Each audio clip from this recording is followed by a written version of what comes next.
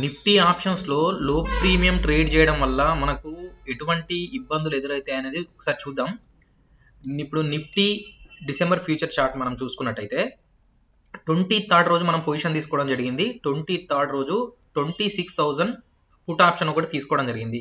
అది లో ప్రీమియం పక్కా market పడుతుందన్న information తోటి మనం తీసుకోవడం జరిగింది. మన టార్గెట్ ఇక్కడ సపోజ్ 26,000 అంటే ఇక్కడ వరకు రీచ్ అవుతుంది అనేది మనకు ఇన్ఫర్మేషన్ ఉంది కాబట్టి మనం క్లియర్గా తీసుకోవడం జరిగింది.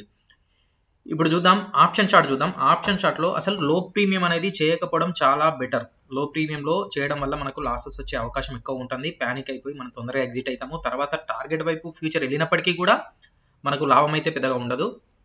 26,000 పుట్ చార్ట్ చూసుకున్నట్టయితే 23rd రోజు మార్కెట్ పడుతుంది అని తెలిసి మనం స్టెప్ వేస్తే ఆల్రెడీ వేయడం కూడా జరిగింది.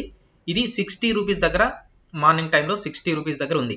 60 రూపీస్ దగ్గర మనం ఎంట్రీ తీసుకుంటే అది క్లోజింగ్లో 40 లో పాయింట్ వచ్చేసి 34 వెళ్ళేసి 40లో 41లో క్లోజ్ కావడం జరిగింది. తర్వాత నెక్స్ట్ డే 23rd రోజు 41కు రీచ్ కావడం జరిగింది. తర్వాత నెక్స్ట్ డే రోజు అది సేమ్ 27 కూడా రీచ్ కావడం 27, 28, 20 కూడా రీచ్ కావడం జరిగింది. తర్వాత మార్కెట్ నిన్న చూసుకున్నట్టయితే మనకు 48 వరకు కూడా మార్కెట్ వెళ్ళడం జరిగింది. అంటే మనకు కొన్న ప్రైస్ వచ్చేసి 60, ఇప్పుడు ప్రజెంట్ ఉన్న ప్రైస్ వచ్చేసి 48. ఇక్కడ ఫ్యూచర్ మరి చూసుకున్నట్టయితే ఫ్యూచర్లో ర్యాలీ అయితే ఫుట్ సైడ్ అయితే ర్యాలీ క్లియర్గా వచ్చింది.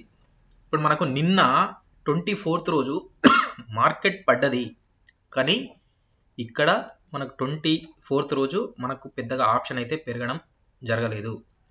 ఓన్లీ నిన్న అంటే 26 రోజు మాత్రం కొంచెం మూమెంట్ అయితే ఇవ్వడం జరిగింది. మనం కాస్ట్ రావడానికి కూడా రేపు మళ్ళీ మండే మార్కెట్ ఓపెన్ అయినప్పుడు భారీ ఫాలింగ్ జరిగితే అప్పుడు మనం కాస్ట్ వస్తాము. ఆ కాస్ట్ మార్కెట్ అనేది 26,000 బ్రేక్ అయిపోయి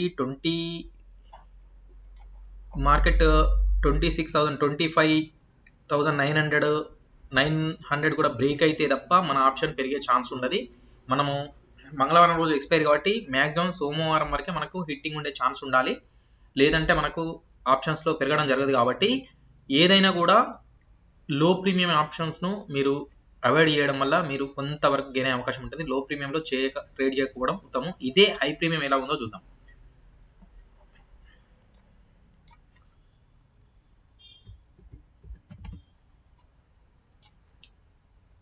$26,300 పుట్ అనుకుంటే మనం చూసినట్టయితే సరే అది ఈ ఏరియాలో అంటే 186లో మనం ఎంట్రీ తీసుకుంటే మార్నింగ్ టైంలో అది తీసుకున్న టైంలో ఇది తీసుకుంటే అది ఆ రోజు 160 అంటే 20 పాయింట్స్ నష్టంలో క్లోజ్ అయింది.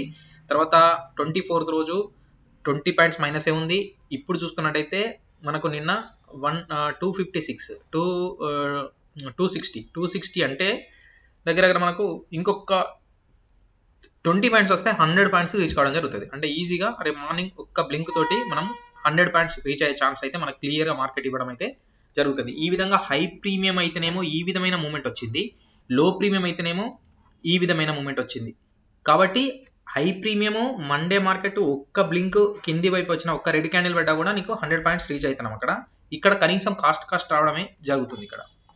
కాబట్టి మ్యాక్సిమం లో ప్రీమియం అవాయిడ్ చేయండి. ఎడదమని కానీ ఇందమని కానీ తీసుకున్నప్పుడు మాత్రమే మార్కెట్లో మనం సక్సెస్ అయ్యే అవకాశం అయితే క్లియర్గా మనకు కనిపిస్తుంది.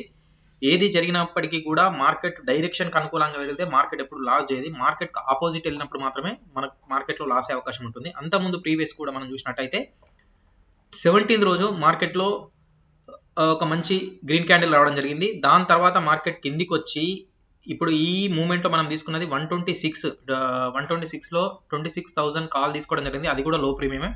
అది 100 పాయింట్స్ రీచ్ కావడం జరిగింది ఈ గ్యాప్లో 2-3 డేస్ గ్యాప్లో.